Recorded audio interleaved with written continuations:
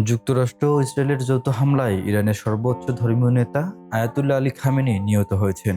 এমন দাবির পর তার দাফনস্থান নিয়ে নতুন তথ্য সামনে এসেছে বলে বিভিন্ন মাধ্যমে প্রচার করা হচ্ছে। ইরানের বিপ্লবী গার্ড বাহিনী ইসলামিক রিভলিউশনারি গার্ড ক্রপস ঘনিষ্ঠ সংবাদ মাধ্যম ফার্স নিউজ এজেন্সির বরাতে কিছু আঞ্চলিক গণমাধ্যমে জানিয়েছে, খামেনির মরদেহ উত্তর পূর্ব অঞ্চলীয় শহর মাছহাদে দাফন করা হতে পারে। প্রতিবেদনে বলা হয়, জানাজা শেষে তাকে তার নিজ শহর মাসাহাদে সমাহিত করার পরিকল্পনা রয়েছে।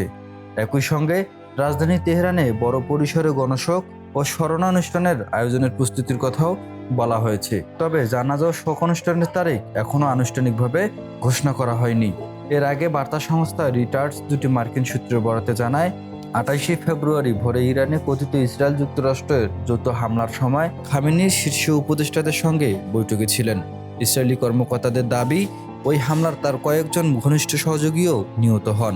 তবে এ বিষয়ে ইরান সরকারের পক্ষ থেকে এখনও কোনো আনুষ্ঠানিক বক্তব্য দেওয়া হয়নি। ফলে পুরো বিষয়টি নিয়ে ধোঁয়াশা রয়ে গেছে। আন্তর্জাতিক বিশ্লেষকদের মতে পরিস্থিতি অন্তত সংবেদনশীল এবং নির্ভরযোগ্য সরকারি ঘোষণা না আসা পর্যন্ত এসব তথ্য সতর্কতার সঙ্গে বিবেচনা করা উচিত।